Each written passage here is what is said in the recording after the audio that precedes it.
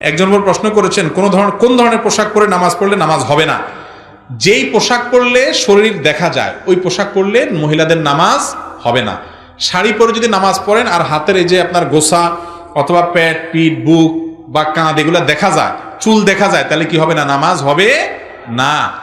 আপনি শাড়ি পরেন আর যাই পরেন, উপর দিয়ে আরেকটা ওড়না পরেন বা যাই পরেন, মাথা থেকে পা পর্যন্ত শুধু মুখমণ্ডল, দুই হাতের কবজি ছাড়া আর পায়ের পাতা ছাড়া, নিচের অংশ ছাড়া সব কি করবেন? ঢাকতে হবে। এমনকি চুলও হালকা একটু দেখা গেছে এক সেকেন্ডের জন্য ভিন্ন কথা, হয়তো সরে গেছে, সাথে সরা দিলেন, কিন্তু পুরো নামাজ জুড়ে আপনার এই হাতের এই যে অংশগুলো এগুলো যদি খোলা থাকে নামাজ হবে না। আমাদের অনেক মা বোনরা আছে বিশেষ করে গ্রামে এখনো ওই শুধু শাড়ি পরে এমনভাবে নামাজ পড়ে যে তার শরীরের বিভিন্ন অংশ দেখা যায়। মহিলার নামাজের জন্য সতর হলো পুরো শরীর তাকে ঢাকতে হবে। কথা বুঝাতে পারছি? পুরুষরা মহিলাদেরকে শিখাই দিবেন। এবং আজকাল নামাজের ওড়না পাওয়া যায়, এক ওড়নায় শুধু মুখটা খোলা থাকবে, একদম পুরোটা ঢেকে যাবে, নামাজ শেষ আবার ওড়নাটা করে রেখে দেন, খুব ইজি হয়ে গেছে আলহামদুলিল্লাহ। 50 বছর আগে বিয়ের কাবিন 30,000 টাকা স্ত্রীকে দেওয়া হয়েছে। স্ত্রী তার ওই টাকা ছেলে মেয়ের পড়ালেখার জন্য খরচ করেছে। এখন প্রশ্ন হলো, স্ত্রীর ওই টাকা স্বামী কি আবার দিতে হবে, নাকি না দিতে হলে কত টাকা দিতে হবে? না, আবার দিবে কেন? স্ত্রীকে টাকা দেওয়ার পরে উনি যদি ওইটা ছেলে মেয়েদের জন্য খরচ করে থাকেন, সে আসলে তার ব্যাপার, খরচ করছে কেন? আমার দেশে মহিলারা একটু বোকা শোকা, আসলে সোজা সরল। আমরা পুরুষগুলা বেশিরভাগই বাটপার কিসিমের। মহিলাদেরকে আমরা কতভাবে যে ধোকাবাজি করি। মোহরের টাকা দিয়ে আবার এই আপনার হাত পাতে যদি বসে থাকেন যে ছেলের এখন ভর্তির টাকা লাগবো, তোমার কাছে তো আছে, দাও। আমার কাছে আছে, তুমি দেখবা কেন? ছেলের ক্ষয় খরচের দায়িত্ব তোমার, প্রত্যেকের বা তুমি বুঝে পড়াও, এটা আমার দিক টাকা পাও না তুমি।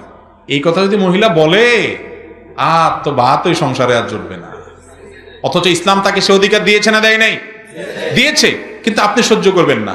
তাহলে আপনি অত্যাচারী, আপনি অবিচারক, অবিবেচক এবং আপনি জুলুমকারী। মহিলাদেরকে তাদের রাইট দিতে হবে। স্ত্রীকে মোহরের টাকা দেওয়ার পর তার টাকা সে রাখবে না, খাবে না, তার বাপের বাড়িতে সবার দিয়ে দিবে, সম্পূর্ণ শতভাগ রাইট তার। আপনার জিজ্ঞাসা করার অধিকার নাই কি করছো গো। জিজ্ঞেস করতে পারেন, যদি বলে আমার মনে হচ্ছে যে হাওয়ায় উড়ে দিছে, শেষ, চুপ থাকবেন, কোনো কথা নেই, একদম মুখে কুলুপ, সত্য কথা বলে, এটাই ইসলাম। কিন্তু আমরা কি করি? মহৎ তো দেয় না, 2 নম্বরই 10 লাখ 20 লাখ ধরে কয় টাকা দিয়ে আবার ওই বাসরাত যাইতে না যাইতে হাত পাতে বসে থাকে ফকিরের মতো। বিদেশ যাওয়ার সময় বলে কি করছো, এগুলো দাও। ঠিক না ঠিক? এগুলো উচিত না ভাই। মেয়েদেরকে স্বাধীনভাবে কিছু খরচ করার সুযোগ দিতে হয়। আচ্ছা, তার মা বাপ আছে না? সন্তান হিসাবে সে মা বাপের জন্য একটু পয়সা দিয়ে কিছু কিনতে মনে চায় না? এই জন্য ইসলাম বলে এটা আপনি তাকে দিবেন, স্বাধীনতা দিবেন, সে যা ইচ্ছা তা করবে। কিন্তু এখন মহিলারাও একটু বোকাশোকা, দিলে মহব্বতের চোটে প্রথম তো এত বেশি মহব্বত হয়, বলে ওগো এই টাকা দিয়ে কি করবো, তুমি থাকলে আমার কত টাকা হবে, তুমি নিয়ে যাও, এই দরটা খাইলো আর কি।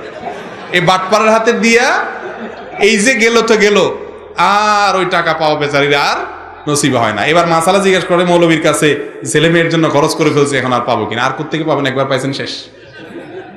আপনি তখন দিয়ে দিচ্ছেন কেন? ভুল। আমাদের মহিলাদেরকে একটু চালাক বানাইতে হবে, নাহলে এই বাটপারি পুরুষ শাসিত সমাজে এই বেচারিদেরকে রক্ষা করা কঠিন। ইয়াংরা বিয়ে করবেন বাপের বেটার মতো, পুরুষের মতো মোহর দিয়ে দিবেন স্ত্রীকে, একদম হাতে হাতে টনটনাইয়া। আমি আমার স্ত্রীকে পুরোপুরি মোহর দিয়ে দিয়েছি। আলেমরা বেশিরভাগই আমি জানি যে দিয়ে দেয় আলহামদুলিল্লাহ।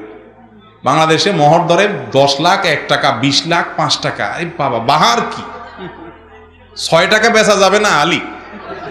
মোহর ধরে 10 লাখ 1 টাকা, আবার 1 টাকাও দেয় না। কত বড় বাটপারে আপনি চিন্তা করেন। দিবে না 1 টাকাও, ধরে 10 লাখ টাকা। এর চেয়ে বড় বাটপারে আল্লাহর জমিনে আর কি আছে বলেন? যুবকরা যা ধরতে পারবেন তাই দিবেন। এখন যুবকদের দোষ দিব কি? এখন আছে কিনা জানি না, আমরা তো দেখছি ছোটবেলা বিয়ের সময় জামাইয়ের মুখে একটা রুমাল ভাঁজ করে দিয়ে দেয়, এমনি, মানে তোর কোনো আজকে কথা নেই, একদম চুপ, বেচারা রুমাল মুখে দিয়ে বসেই থাকে, কোনো কথা নেই তোর আজকে। অনেক বিয়েতে ছেলে কথা বলে বিয়েই ভেঙে যায়। কত বড় বেয়াদব ছেলে মুরব্বীদের সামনে কথা বলছে, ঠিক না ঠিক? এসব অনাচার আমাদের নোয়াখালীতে আবার একটু বেশি। আরে ভাই, বিয়ের সময় ছেলে কথা বলবে না মানে কে কথা বলবে? ছেলেই তো কথা বলবে। মোহরটা দিতে হবে কি ছেলের না ছেলের বাপের? বউ যে মোহর পাবে এটা কি স্বামীর কাছে পাবে না শ্বশুরের কাছে পাবে? তাহলে কথা তো ছেলেই বলবে।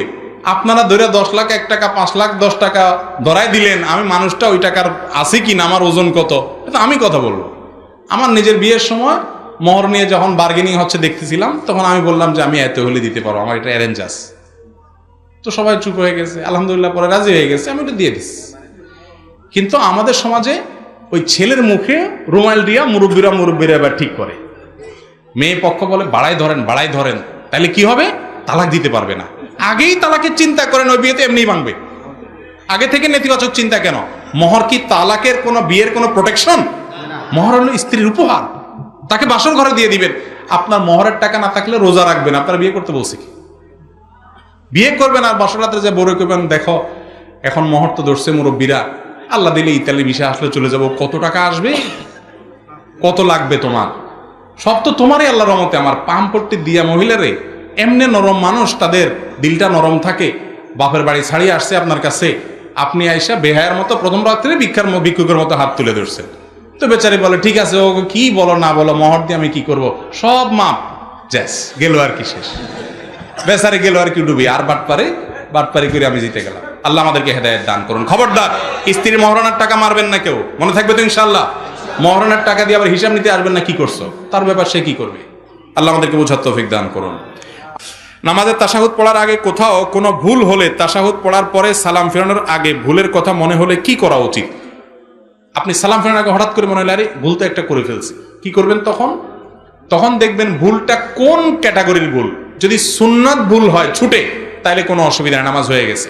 যদি ওয়াজিব ছুটে ভুল হয়, তাহলে সেজদা সাহু দিতে হবে। আর যদি ফরজ ছেড়ে ধুয়ে আসছেন মনে হয়, তাহলে ওইটা আবার পড়তে হবে। সুন্নত ছুটে গেলে সুন্নতের ভুলে কোনো অসুবিধা নাই, ওয়াজিব ভুলে গেলে সেজদা সাহু দিতে হবে শেষে। আর যদি ফরজ ছুটে যায়, তাহলে ওইটা আবার পড়তে হবে, ওইটা হয়নি। দাড়ি টুপি পাঞ্জাবিওয়ালা পাত্রকে অনেক সময় পাত্রী বা পাত্রীপক্ষ তার উপরোক্ত বিষয়গুলোর কারণে প্রত্যাখ্যান করে। এক্ষেত্রে ইসলামী দৃষ্টিকোণ থেকে পাত্রী বা পাত্রীপক্ষের কোনো গুনাহ হবে কিনা? দেখেন, ছেলের মুখে দাড়ি আছে, এই জন্য যদি কোনো মেয়ে পছন্দ না করে, তাহলে সে মেয়ে কি মেয়ে নাকি হিজড়া, এই প্রশ্নটা রাখাই যায়। কেন রাখা যায় আমি বলি। আল্লাহ তাআলার সৃষ্টি হলো বিপরীত লিঙ্গের প্রতি আকর্ষণ থাকে, ছেলে মেয়ের প্রতি, মেয়ে ছেলের প্রতি। দাড়ি এটা পুরুষের ভূষণ, আল্লাহ তাআলা পুরুষকে দিয়েছেন, নারীকে দেন নাই। নারীর মুখে দাড়ি হয়, পুরুষের মুখে দাড়ি হয়, এটা পুরুষের মার্কা।